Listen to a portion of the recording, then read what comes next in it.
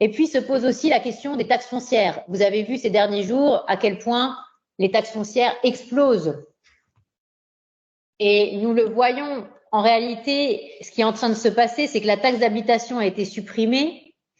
Nous avons publié un papier qui s'appelle Taxe foncière, la pression explose sur les propriétaires, où nous avons représenté l'évolution taxe d'habitation et taxe foncière depuis 2019.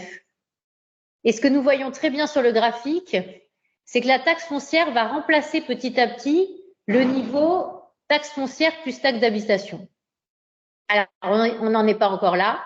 Dans certaines villes comme Paris, on voit qu'on va arriver très vite, d'ici 2-3 ans, à ce que le niveau de taxe foncière soit l'équivalent de ce qu'on payait en taxe d'habitation plus taxe foncière en 2017.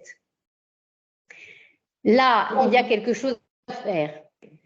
Et notamment, arrêter de considérer qu'il n'y a que les élus locaux qui sont responsables de l'augmentation des taxes foncières.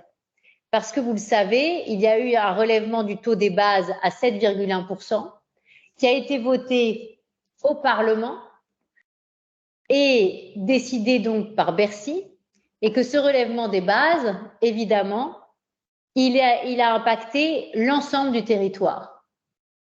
Alors, le président de la République a dit qu'il n'était pour rien dans l'augmentation des taxes foncières. En réalité, Bercy y est pour beaucoup et les parlementaires aussi. Et quand on demande à Bercy pourquoi ils ont accepté d'augmenter autant le niveau des bases cadastrales, ils répondent que finalement les élus locaux étaient demandeurs. Là aussi, il y a un jeu de dupes, un jeu un peu hypocrite entre les uns et les autres.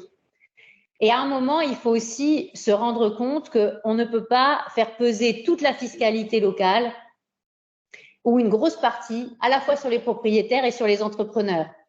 Parce que je vous rappelle que les taxes foncières sont aussi payées par les entreprises et que là aussi, nous avons des témoignages tous les jours de petits entrepreneurs qui nous disent à quel point ça les bloque dans leur activité économique et qui se posent même des questions parfois d'arrêter leur activité parce qu'ils sont trop taxés, et notamment trop taxés sur la production et notamment trop taxés sur le foncier.